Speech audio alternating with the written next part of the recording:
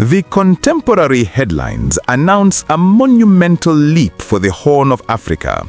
Ethiopia has recently secured a $261 million disbursement from the IMF, a strategic financial maneuver amidst its broader push for economic sovereignty and expansion.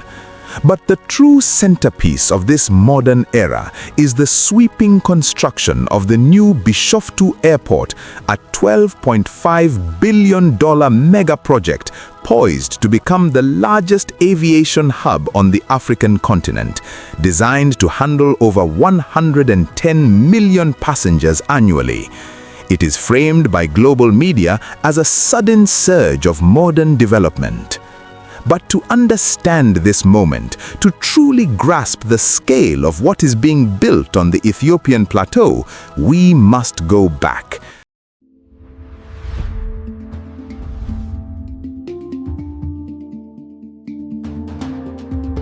We must look beyond the ledgers of international finance and recognize the uninterrupted lineage of African architectural genius and statecraft.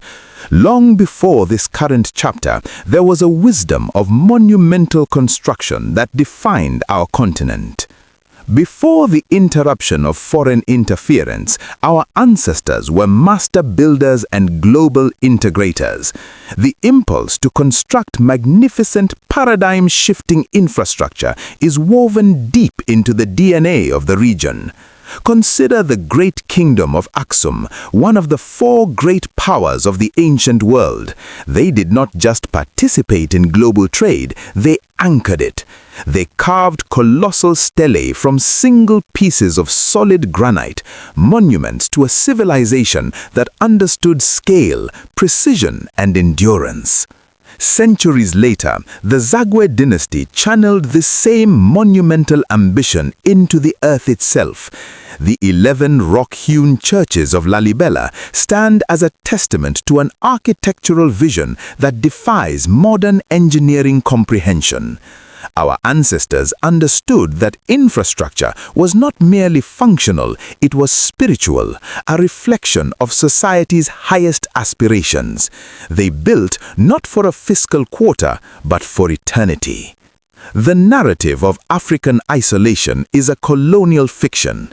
Before the imposition of artificial borders, the continent was a vibrant, interconnected web of commerce and diplomacy.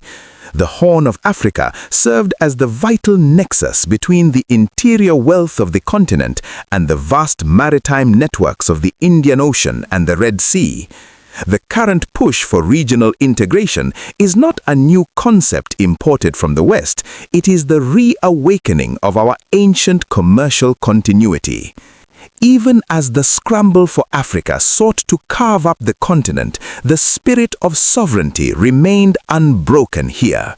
The resilience of the Ethiopian state, maintaining its independence and later becoming a founding pillar of the Organization of African Unity, ensured that the blueprint for self-determination was never lost. The economic strategies we see today, navigating global financial institutions to secure development capital, are modern adaptations of the diplomatic sophistication our leaders have wielded for centuries. Today, that ancient legacy breathes through the steel and glass of the Bishoftu mega airport. Designed with a central spine inspired by the Great Rift Valley, this $12.5 billion hub is more than an aviation facility. It is a modern monument to Pan-African unity. When we build infrastructure capable of moving millions of souls and connecting our disparate nations, we are reclaiming our rightful position as the crossroads of the world. The economic expansion we witness is the physical manifestation of Sankofa, fetching what was at risk of being left behind. The capital secured is being channeled into the very same ambition that raised the obelisks of Aksum.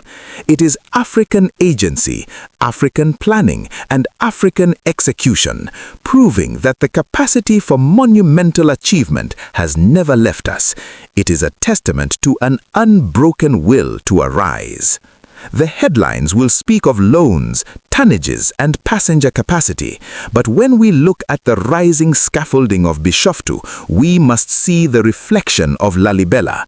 We must see the ancient diplomats, the traders navigating the Red Sea, and the master builders who shaped stone with the same precision we now use to shape steel. The seeds of this $12.5 billion moment were planted millennia ago in the fertile soil of the continent.